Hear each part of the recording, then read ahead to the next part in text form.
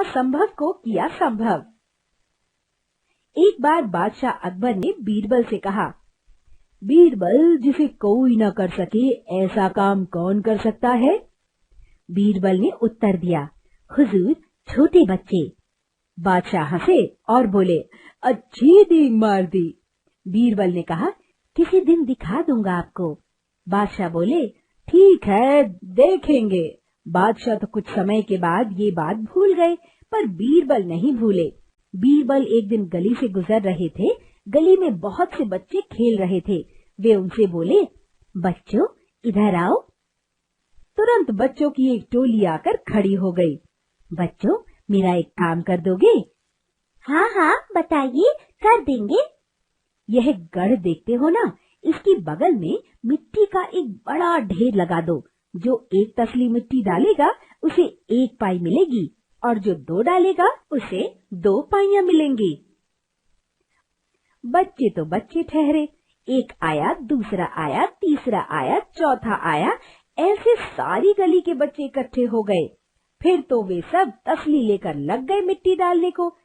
फिर दूसरी गली के बच्चे भी आए, फिर तीसरी गली के बच्चे भी आए, और ऐसे सारे गांव के बच्चे आ गए।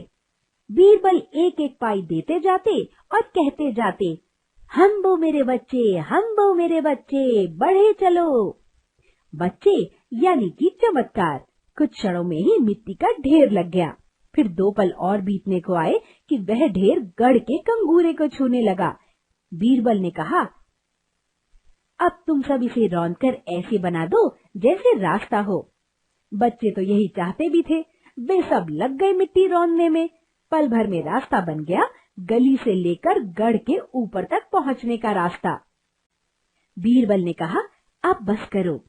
बीरबल ने हथसाल में से एक हाथी मंगवाया और महावत से कहा, इस रास्ते पर से हाथी को गढ़ पर चढ़ा दो।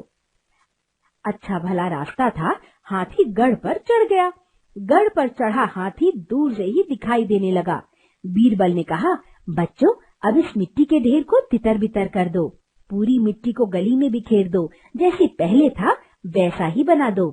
1-1 तसली के लिए 1-1 पाई। और सब बच्चे दौड़ पड़े।